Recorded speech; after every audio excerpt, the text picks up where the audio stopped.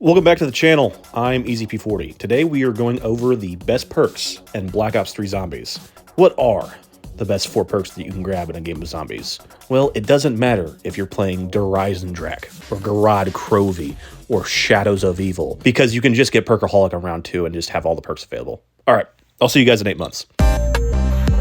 All jokes aside, it actually is important what perks you're choosing in zombies, whether you're high rounding, running the Easter egg, or just playing casually. Although I'm mostly focusing on the analysis for these perks more than the actual ranking itself, I am going to give some criteria for the ranking that I'm about to give. We are focusing on this from a high round perspective.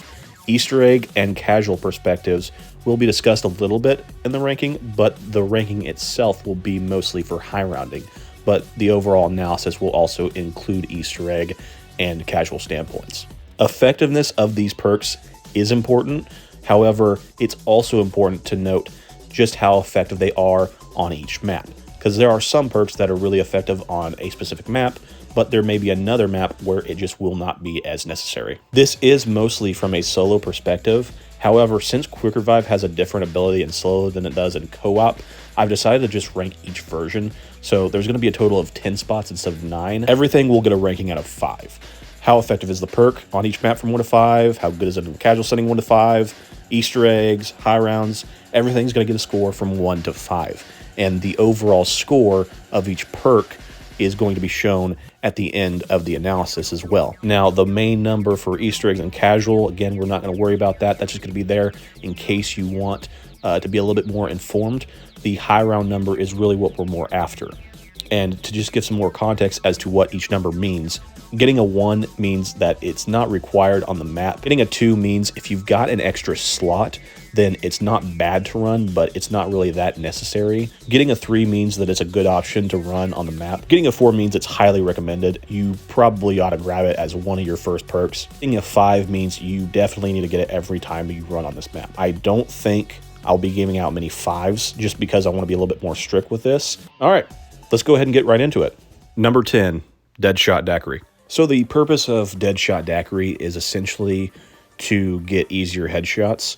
It has a 35% reduction in hipfire spread. Aiming down sight will automatically snap to the zombie's head instead of the chest. Sometimes when you, depending on where you're standing, it will actually snap to the neck instead of the head, because sometimes you'll be in a lower area, or maybe the zombie will be in a lower area, whatever the case may be, but it's supposed to snap to their head. And also, there is 0 weapon sway when you're aiming down sight. Just for clarification, ADS means aim down sight. So if you see ADS, that's what that means. Deadshot just doesn't really have a place in high rounding in Black Ops 3. It is helpful for snipers and other weapons for a high headshot multiplier, but I just don't think that getting headshots in Black Ops 3 Zombies is that hard in the first place. Like I said, it's not necessary in any high round game in Black Ops 3, but the hipfire boost certainly doesn't hurt when you're activating your AATs on the go, because when you're high rounding, you're mainly using AATs, which AATs means alternate ammo types or double pack punch, dead wire, blast furnace, all that kind of stuff. And with the increased hipfire percentage, it's going to help you hit some of those shots a little easier, but it's not a game changer by any means. The biggest thing that you can notice with Deadshot Daquiri is that the game will try to kind of control your aim, which, if anything, in my opinion, can be a detriment, since sometimes you'll want to aim at the zombies that are closer to you rather than the ones that are in the back, and sometimes that auto aim will lock on the ones in the back, and it's just kind of got a mind of its own. I'll show a clip here just so that way you guys can kind of see.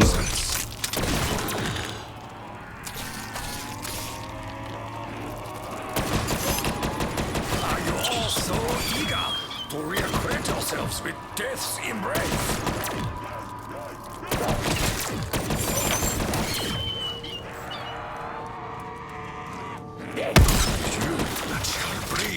Deadshot Daquiri is available on every single Zombies map except for Shadows of Evil. And on the Giant, it's kind of half available because there is a side Easter egg on the Giant which allows you to either get Deadshot Daquiri or Stamin-Up. And Deadshot Daquiri is 100% the worst perk of the two. So sometimes you can get it, sometimes you can't. Irregardless, I don't recommend it, even if you do get it on that map. It is also available in the Wonder Fizz machine and is very common to get. It is only a perk cold machine on the Giant, Shangri-La, and Moon. Every other map, it is only accessible via random perk selection, Wonder Fizz, Fruit on Zetsubo no Shima. Overall, I just don't recommend Deadshot Daquiri in any scenario, really, whether you're playing casual, high round, or Easter eggs. It's really the worst perk in the game, hands down. Number 9, Quick Revive. This is the co-op version, not the solo version. This version of Quick Revive will revive players 50% faster.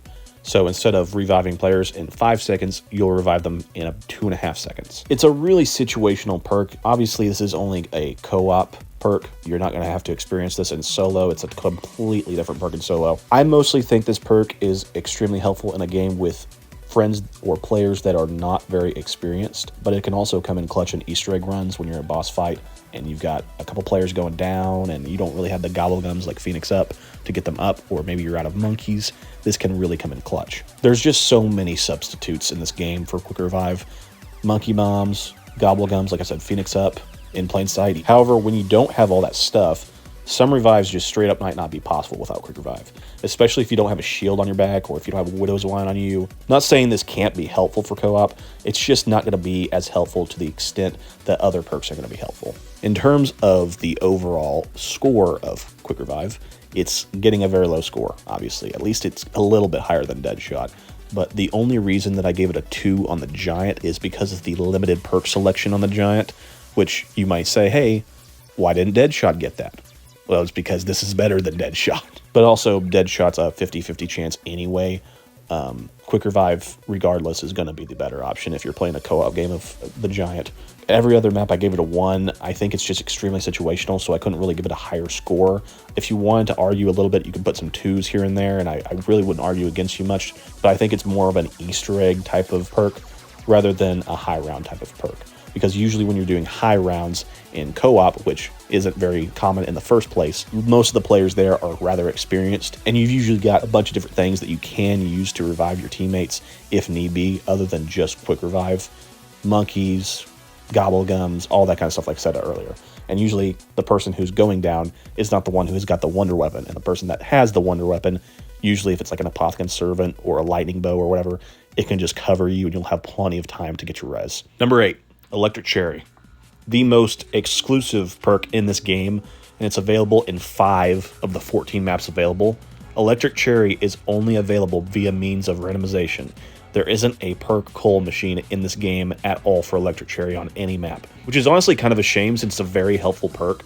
However, at least it's not that difficult to get in Wonder Fizz. The 2 best maps for Electric Cherry are Der Eisendrak and Zetsubo no Shima. DE, just get it out of Wonder Fizz and you can camp the stairway for the entire game. Just reload your weapon when zombies get close and they'll get stuck for a couple of seconds. Wait for your dead wire cooldown to be ready and that's all you gotta do, really. Yet, even with how overpowered it is on DE, somehow I think it's even better on Zetsubo. At least on DE, there's a lot of different ways that you can high round. There's so many different camping spots. There's so many different training spots. With all the bows, you can do just so many different things. With ZNS, you have to deal with so many spiders and a lot of tight corners. On Zetsubo, spiders will actually die to Electric Cherry shock effects, regardless of how empty your weapon is. With Electric Cherry, your reload strength is determined by how much you reload. So if you reload the entire clip, it's going to be a very strong electric shock and may even kill some of the zombies depending on what round you are. If you just reload 1 bullet, it's not going to really do much.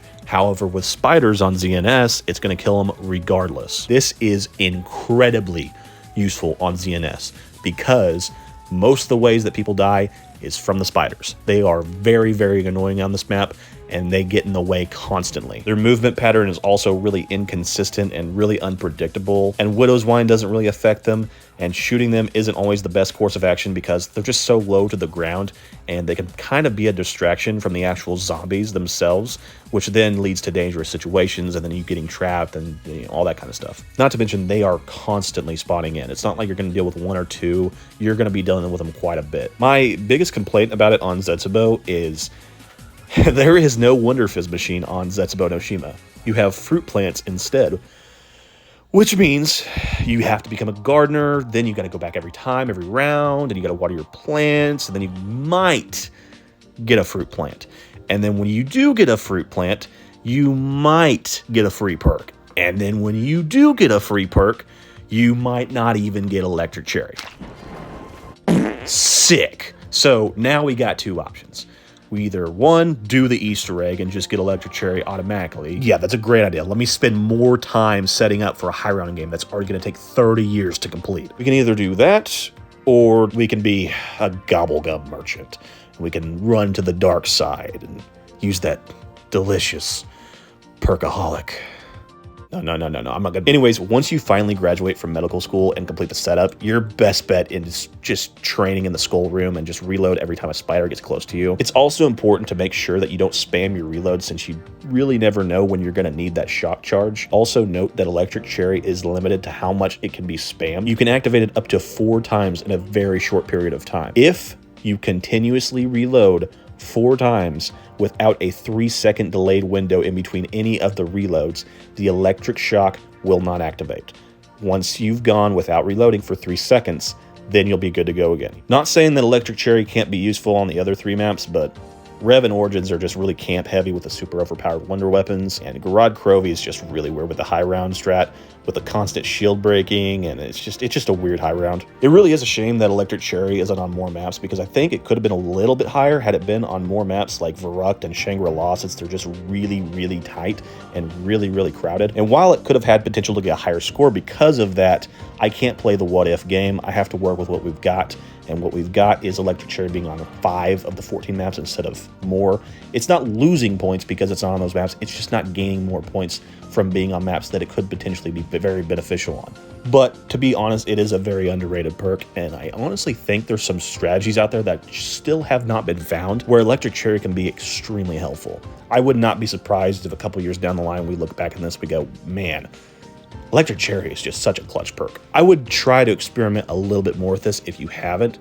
This is a good perk. Number 7, Double Tap. Double Tap's one of my favorite perks in the game, but when you're high rounding, this perk is just kind of okay. It's not an absolute necessity like it is in casual games and Easter egg runs, which I think are super good for those. When you're high rounding, doing double damage of not a lot is, well, not a lot, because the zombie health is just freaking ridiculous. Well, yes, it is very good prior to round 50. Afterwards, the double damage isn't going to matter that much unless you're going against boss zombies. Shadows of Evil and Der Eisendrache are the 2 maps where I really prioritize double tap, mainly because Margwas and Panzers. The thing is, though, with Margwas on Shadows of Evil, you can just get the Silver Protector and have that kill the Margwa, meaning you don't need double tap to take that out. But with Der Eisendrache, there's not really a second means of killing the Panzer.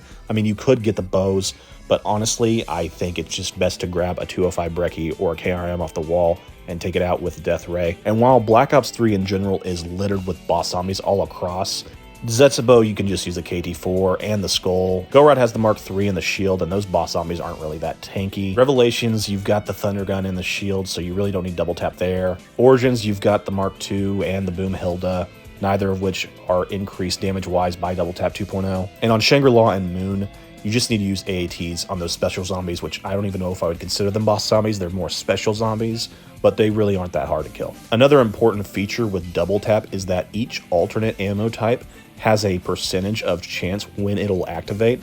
Double tap will actually double that chance, since it shoots 2 bullets when you shoot once. There has been a lot of speculation as to, is it just 1 bullet that does double damage, or is it 1 shot that shoots 2 bullets?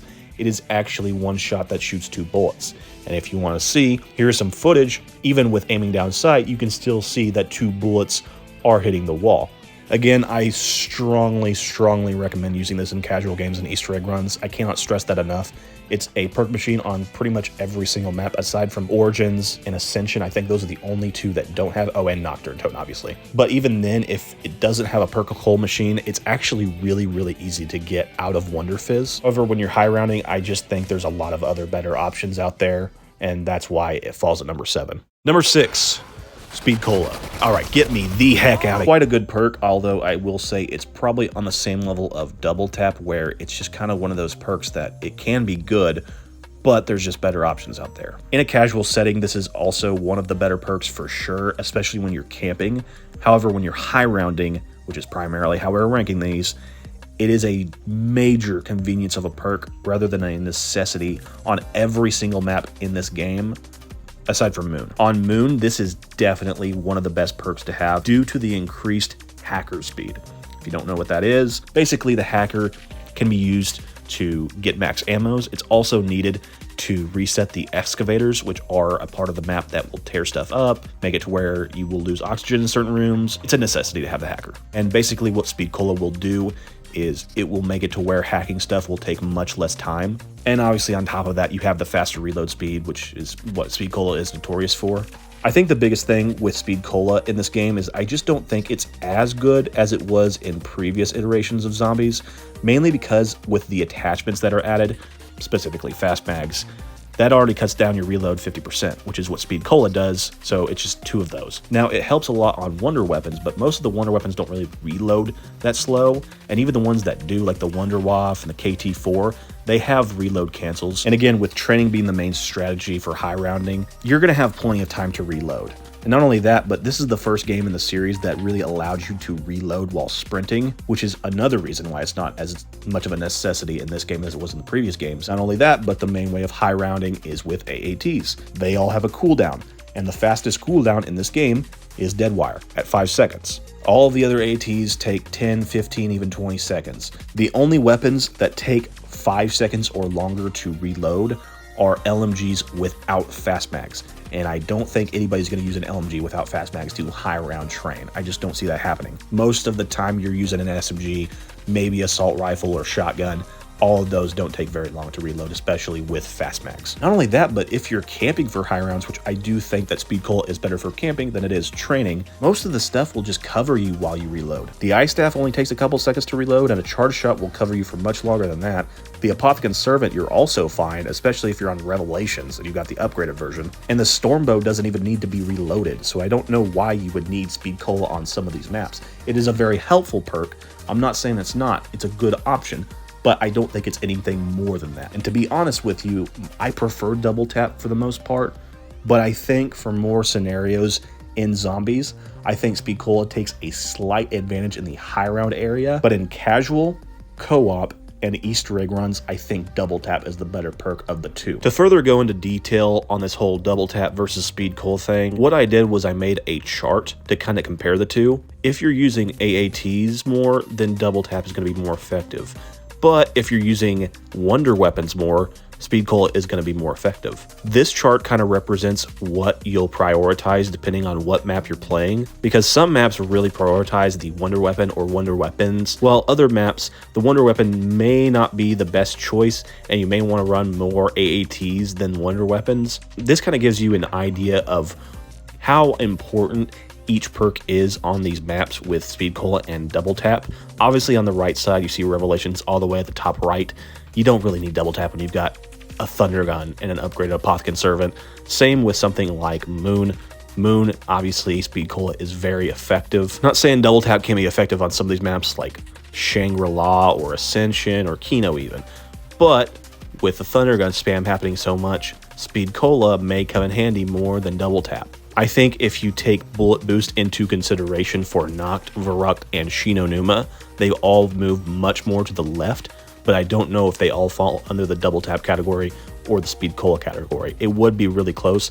I think Verrucht would probably still fall under the Speed Cola category. Shinonuma, I would probably still lean towards Speed Cola with that one as well. Noct, I actually think I would lean more towards double tap, but I'm still 50-50 on that. Not to mention with some of these maps on the right side, I do think that Alchemical Antithesis does come into play with this. With Alchemical, I think that benefits Speed Cola massively compared to double tap, because you're trying to spam as much Wonder Weapon ammo as possible to try and get through the round as quick as possible and just be super efficient, which Speed Cola makes that much easier. Although it is very close, I do think that a slight majority of the maps do favor Speed Cola over double tap, which is ultimately why I placed it higher. At number 5, we have Mule Kick. Now, need I remind you, this is a high round list, which is why Mule Kick is going to come in at number 5, because AATs. Mule Kick is so much more effective in Black Ops 3 than it was in Black Ops 1 or 2, mainly because alternate ammo types exist. Now, instead of just running a dead wire weapon and a wonder weapon, you can now run also a fireworks weapon or a turned weapon or 2 dead wire weapons along with a wonder weapon or blast furnace or whatever you want to run. This is going to make your game so much easier for high rounds. It'll also make it a lot quicker. You'll have less trouble with ammo. You'll usually be safer with this perk because then you'll have, your dead wire going off, then your wonder weapon may be low on ammo, and then you've got that extra weapon, and then you can just take out the rest of the horde with that AAT. It is genuinely a great perk to have when high rounding. Now, if you're not high rounding, this is where I would recommend looking for other perks. Not that Mule Kick can't be effective, but generally speaking, you just don't really need this in a casual setting unless you're playing the Giant, since there's just not that many perk options on that map. You also just got to be careful because if you go down, you're going to lose your third weapon, whichever that was. Hopefully it was not the wonder weapon unless it's a staff or bow, because you're not getting that crap back. And for Easter eggs, I think it's okay, but I think you're better off going with other perks instead of Mule Kick. The only maps where I probably would not recommend Mule Kick is Ascension and Moon. Ascension mainly just because the monkeys, they're just going to keep taking your perks, and that's just going to be a pain in the rear end. Also, Ascension's just a pretty easy round 100 anyway, so I think you'll be fine with just dead wire and a thunder gun. With Moon, I just think there's several perks that are kind of necessary on that map, so it leads to Mule Kick not being as prioritized as some of the other perks. But if you do find an extra perk slot, it definitely helps. You can also get away with this on Revelations. Really, on all maps, you can get away with not having Mule Kick, but it's just always a really helpful perk to have. And for the most part, Mule Kick is extremely effective just to have as one of your extra perk slots, because you're just going to do so much better with a second AAT.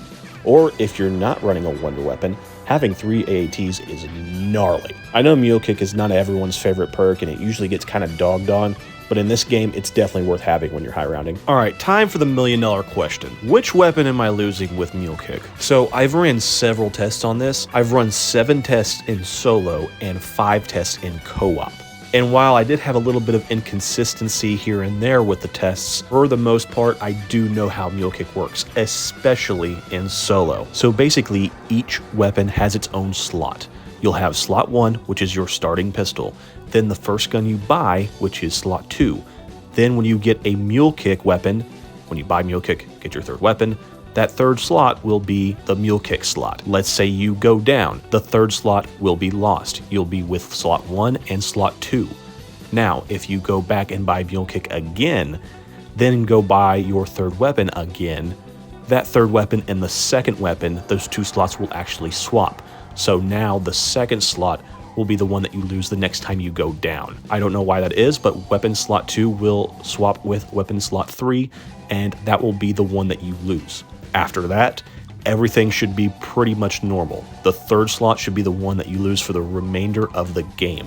Something that you should stay consistent with if you're gonna run Mule Kick is try to keep the wonder weapon in slot 1.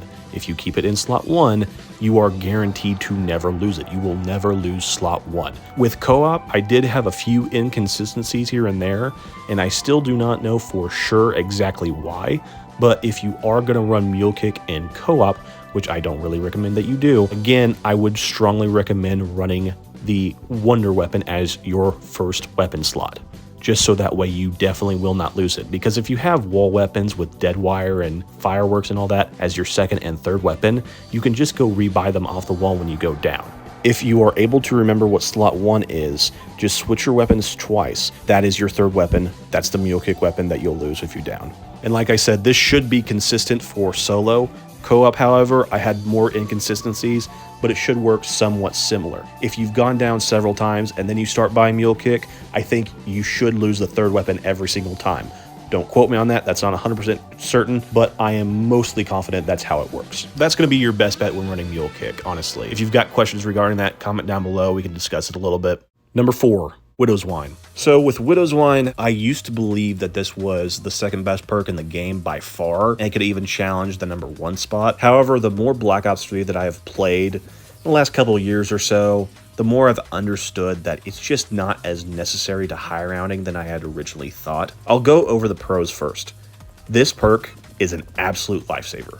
In a game where zombies will swing so much faster, Widow's Wine is fantastic to hold off zombies and keep you safe in the unsafe situations. While you do only get 4 Widow's Wine grenades, utilizing them properly can allow you to continuously regather Widow's Wine drops, which refill your grenade slots It is also important to note that melee attacks are also affected by Widow's Wine. So early in the game when you're knifing, it'll be a lot stronger, and so you're going to have a much easier time gathering up points. It's going to be a 1 knife until round 5, and it's going to be a 2 knife until round 10. And later in the game, you can actually melee a zombie to try and stick it in a web, which can then allow you to potentially get a Widow's Wine grenade back if you've run out. This can be helpful in moments where you're out of Widow's Wine grenades, as the only other way to regain them in the same round other than Widow's drops are max ammos. You also get 2 grenades at the start of every round, just like normal grenades. Now let's move on to the more critical side of Widow's Wine.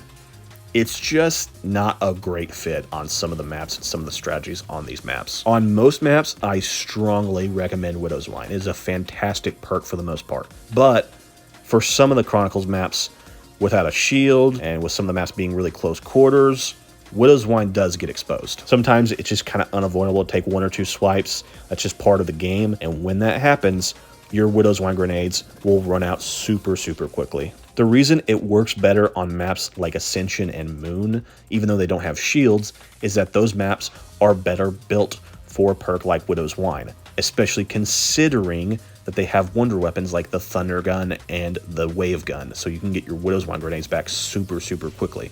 Then you take into consideration as well the pace of your game. It's going to be a lot slower with Widow's Wine, and also all the frequent hits that you'll take will keep freezing the zombies over and over again, meaning your game will slow down and potentially may even mess you up on how you hoard your zombies and train them around, because some of the spawns are going to be messed up. Some zombies will be in different areas that you're not expecting, and when you run around, it could get you stuck. Hands down, the worst map in the game for this perk is Shangri-La.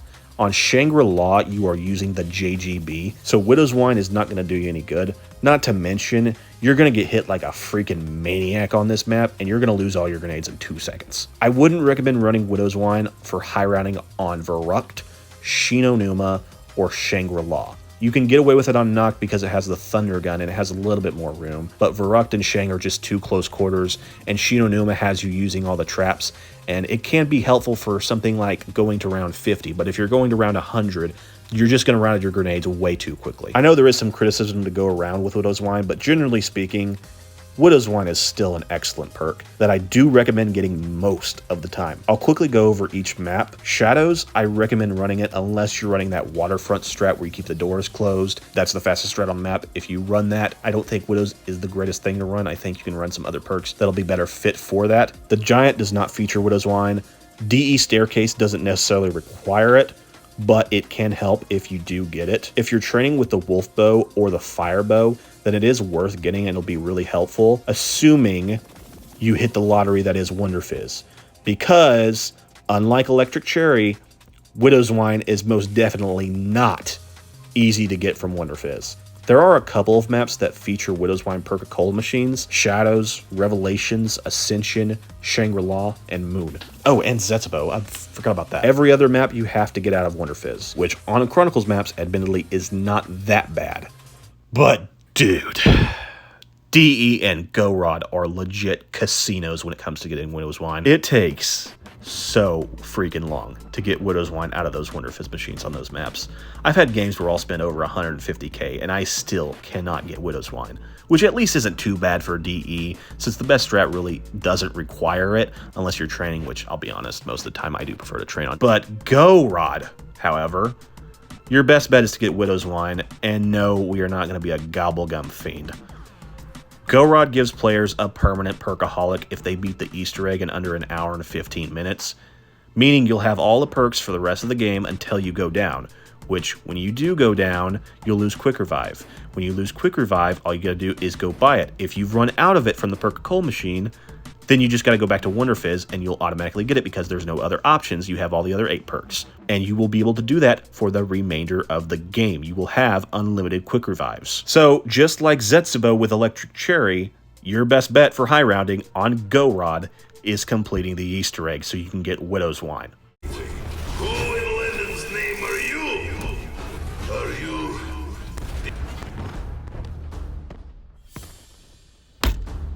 Sick! Moving on to Zetsubo, I'd recommend getting Widow's Wine for high rounds, and something that's great about it on this map is that it's actually quite easy to get. You just got to take out the spider boss fight and you'll get the perk for free. The World at War maps and Shang, again, I'd stay away from other than potentially Noct. You can run it on there. Revelations, Kino, Ascension, Moon, and Origins, I would say those are good maps to run Widow's Wine for the most part, and they're relatively easy to get. Couple extra bits of info. Be careful on Moon, because if you hit a room with windows in it, the Widow's Wine will break those windows, and you won't have air in those rooms for the rest of the game. Also, a cool trick with the hacker on Moon is you can actually refill your Widow's Wine grenades by getting rid of the perk and rebuying it, regardless of how many grenades you have. Also, I never talked about casual and Easter eggs, but this is a fantastic perk to use in both of those. Overall, I think Widow's Wine is a very good perk, and I'm actually quite surprised to see how controversial it is. There's a lot of people that hate this perk. Full disclosure, I 100% understand not running this perk. There are several people out there that will not run Widow's Wine, and I totally get it. If you prefer to run without it, there are plenty of benefits to it on each and every map and every strategy.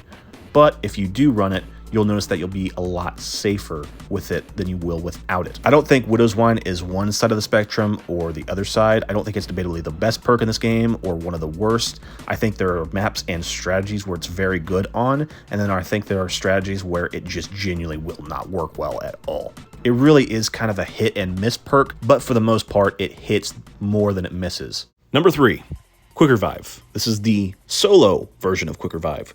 Kind of hard to go against extra lives in a zombies game, but Quick Revive allows that on every single zombies map in the game, with a perk coal machine on every map except for Noct, which is available in Wonder Fizz. Speaking of Wonder Fizz, even when you've used all 3 of your Quick Revives from the machine, you can still get out of Wonder Fizz to have extra self-revives. Although it is a little bit difficult, it is possible. Quick Revive does lose points on maps like SOE, Rev, and Origins, and also Zetsubo, because of the way that you can manipulate power-ups on those maps, except for Zetsubo. I'll go into that in a little bit. Death machines start spawning in once power is turned on in each map. However, with these 3 maps that don't have power switches, the devs made it to where if you buy Quick Revive, death machines will automatically spawn in.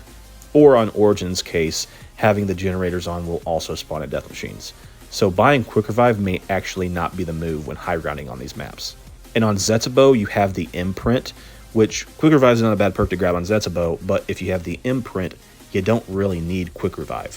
While a large majority of people use Quick Revive when high rounding, some actually choose not to use it for various reasons, most of which playing a single life game rather than playing with self-revives. Some may wonder, why would people do that? However, I myself am actually one who does not use Quick Revive in solo, and this goes for all types of play. I am mostly a casual player who occasionally high rounds and very rarely does an Easter egg. And I don't do it for the sake of, oh, I'm just so freaking good at zombies, let me just go without self-revive, I don't need anything. No, genuinely, I've kind of just always been this way. I don't really bother with self-revive. I started with World at War, and in that game there was no self-revive, and I just think solo kind of fit better without it than it did with it. And it's not the only reason I don't use Quick Revive. Zombies games take so freaking long to complete, and regardless of the style of game that you're playing, casual, high round, whatever, and as someone who's always done something else, you know, whether it was school or sports, or whether it's work, or whatever it is, I just run games without Quick Revive, and then when I'm down, that's the game. Not to mention, it just keeps it really consistent with all of the maps. I don't really care about getting a higher round than others, except for a couple of my friends, but they're a bunch of morons, so I can... I'm just kidding. No, but when other people are going with crazy gobblegums and getting like 25 downs to get to around 100, I could care less about having a higher round than them. You know, it's 2 different games. I mainly just shoot for around 100 flawless runs without all the cheesy gobblegums. That's mostly my goal on Black Ops 3, is I would like to get to around 100 on each map. Now, you may be asking, if you don't use Quick Revive and you prefer to play without it, why would you put it this high on the list? Because regardless of my personal opinion on it, Quick Revive's perk ability in this game is definitely one of the best. A vast majority of the time, solo players will use this every single time in high round games for every single map, which automatically puts it this much higher on the list compared to other perks. And regardless of my preference, there's no reason why I should not recommend this perk to everybody, because it really is that good. It might be a bit simple, but so is number 1, and sometimes that's all you need to survive. Number 2, Stamin-Up. It is 2025, and people still aren't giving Stamin-Up the credit it deserves. This perk is a complete game changer, and you should get this pretty much any chance that you get. I made a whole video talking about mobility in Black Ops 3 Zombies, and while it was more weapon oriented, there was a fraction of the video where I discussed Stamin-Up and its abilities. If you're interested in that video, I'll put a link at the end of this one, so that way if you're wanting to watch it, you can just click it at the end of this video. Stamin-Up essentially makes it to where you'll run at max speed regardless of the weapon you're holding. It also dramatically increases your sprint duration. It'll basically triple your sprint duration, aside from a couple of specialist weapons that have just a little bit less than triple sprint duration. Unlike some of the perks previously, there's no negatives about Stamin-Up. The only two nitpicks that I can give you is that on the Giant, you're not guaranteed to get Stamin-Up when you spawn in because of the whole Deadshot thing I discussed earlier, so you sometimes have to reset in order to get Stamin-Up. However, that's more of an issue on the Giant, not Stamin-Up. And the other nitpick is that it's exclusive to Wonder Fizz on the first 4 Chronicles maps. But it's not that difficult to get, so again, it's just a little bit of a nitpick. Let's get straight into the scorecard. Needed on the SOB, it only got 4 instead of 5 on the Giant because it's not guaranteed to spawn in, so it lost a point there. You don't actually need it to high round on DE unless you're training. In that case, I would grab it. On ZNS, you need it unless you're planning on just camping for high rounds in that Easter egg camping spot, then you can run without it, but you'll have a perkaholic anyway from beating the Easter egg. So Go Rod, again, it's a weird high round strat, but it's definitely a good idea to grab Stamin-Up. Revelations, it's nice to have when making shield runs, but you don't need it. And every Zombie Chronicles maps, I'd recommend using Stamin-Up on. For those that have Widow's Wine in their top 2, I can't put Widows ahead of Stamin-Up. Literally the only maps I think Widow's Wine might have an advantage over Stamin-Up, I think, are Go Rod because of the shield strat, and maybe Revelations and Origins, but only because those are super camp heavy strats. But even then, I think there's a debate on those, especially Origins, considering you have the mud on there and you've got to deal with the Templar zombies going for the generators. For high rounding, it's pretty much a must-have, and for Easter egg runs, I'd argue it may even be more important for Easter eggs than high rounding. And for casual games, it's very, very good for that too, especially when you're playing co-op with a bunch of morons who go down halfway across the freaking map. Overall, Stamin-Up is just such an amazing perk. It's one of the best perks of all time, and I think it just deserves more credit. And at number 1, Deadshot. I'm just kidding. It's Jug, obviously. I mean, it's literally the first perk you buy every single game, unless you're buying Quick Revive first in solo, which I can understand that as well. Juggernog increases your health so that you can take 5 hits instead of 3, and it's needed in every Zombies game you play, pretty much. If we want to go to the scorecard and we want to just have just a nice moment, every single map a 5 for Juggernog.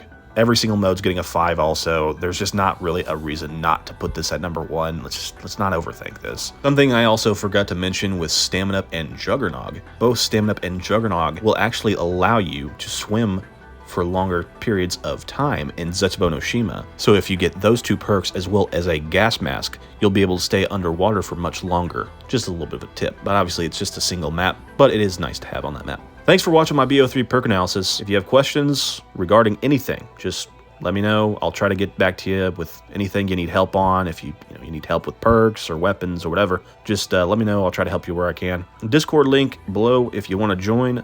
Been working real hard on this video, as well as a Black Ops 4 perk analysis. I've been doing a lot of research on BO4 perks, so hopefully I can do another analysis vid just kind of like this one, but with BO4 perks. Anyways, that's going to be it for this video. I'll talk to y'all later. See ya.